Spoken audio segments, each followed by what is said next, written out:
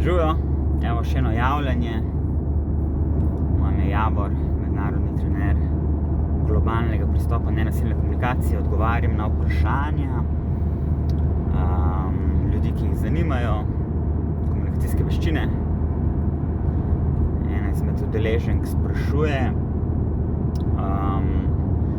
kaj lahko naredim, ko me določena oseba kliče in mi potem cel čas samo ta oseba govori. Sploh mi ne pusti do besede, sploh mi ne pusti, da se izrazim, skozi govori samo ona o svojih težavah, o svojih problemih. Kaj lahko naredim? Kaj lahko naredim v takih situacijah? Zdaj, kolikor jaz zastopam, so potem taki dialogi, ko so bolj enostranski, so lahko frustrirajoči, seveda, še posebej, če si želimo tudi mi se izraziti, v nekem takem pogovoru, če si želimo biti tudi mi slišani. In mogoče najprej to, da imamo ljudje odnose, ki jih imamo, so nekako namenski, znotraj odnosov zadovoljujemo svoje potrebe. In zdaj jaz ugibam, da v tej konkretni situaciji ta oseba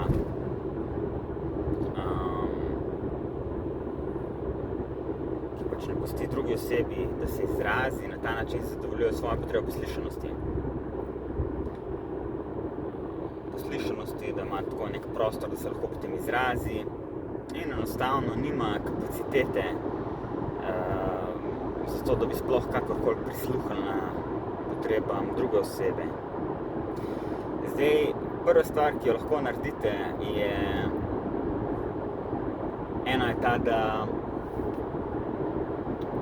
res vzpostavite en stik s to vašo potrebo po slišanosti, lahko se naučite prekinjati, se pravi, da naslednjič, recimo, ko vas ta oseba pokliče in vas začne te stvari govoriti, jo ustavite na način, da jim poveste, da vam tudi pomembna slišanost, da vam je pomembna tle vzajemnost v tem odnosu, v tem prijateljstvu.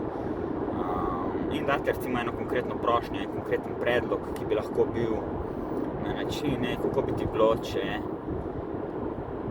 imava vsaka 10 minut, 20 minut časa, da se izrazi in pri temu drugo poslušava. Se pravi, najprej ena oseba govori 15-20 minut, pol ure in potem se vlogi zamenjajo in druga oseba govori. Na tak način se lahko ustvari neko vzajemnost. To tudi jaz dostikrat počnem z določenimi trenerji nenasilne komunikacije. Se nudimo, temu se reče tak empatičen za objem. Se pravi, recimo, ko jaz govorim,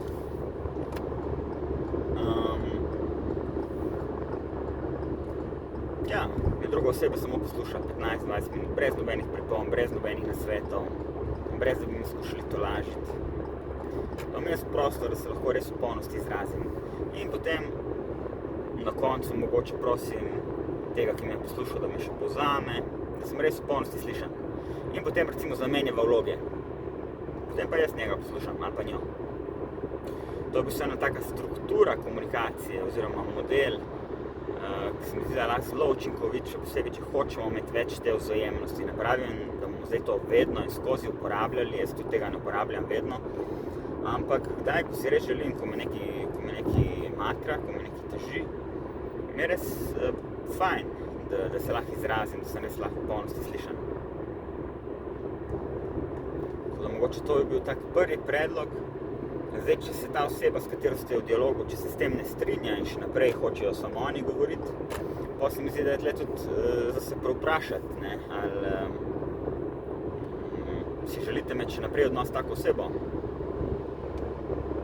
Tle tudi se mi zdi za se prevprašati, katere potrebe in kako uspešno jih uspemo zadovoljevati znotraj naših bližnjih odnosov. Se mi zdi tudi eno tako zanimivo raziskovanje.